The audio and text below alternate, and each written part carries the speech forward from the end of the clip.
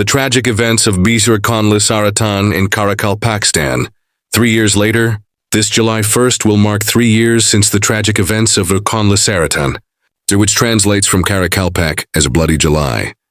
In July 2022, protests in Karakalpakstan, triggered by proposed amendments to Uzbekistan's constitution that would strip the region of its sovereign status, were brutally suppressed by Uzbek authorities.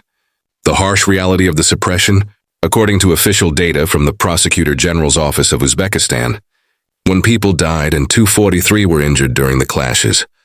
However, independent investigators and human rights activists suggest that the real death toll is significantly higher, possibly ranging from 77 to 200 people. There is evidence of deaths from gunshot wounds, e.g. Alisher Darabayev, and torture after detention, e.g. Ruslan Ibragimov, Madiyar Orazbayev. Law enforcement agencies used rubber bullets, tear gas and water cannons.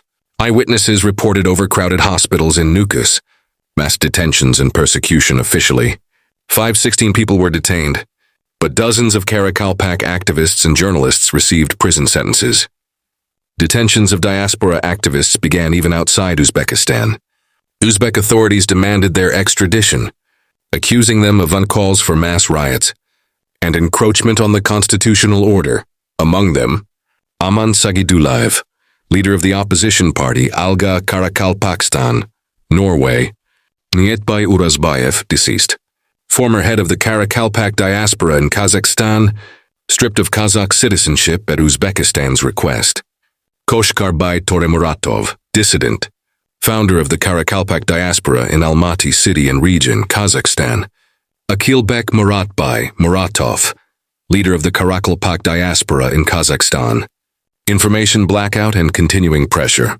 During the protests in Karakalpakstan, television and the internet were blocked, hindering coordination and access to reliable information. Authorities attempted to portray the protests as illegal actions under his foreign influence.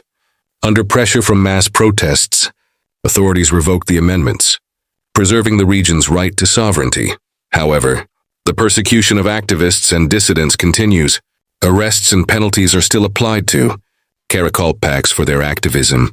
The suppression of the July protests was characterized by the harsh use of force, a significant number of casualties, mass detentions, and an information blackout, creating an atmosphere of fear and suppression of freedom of expression.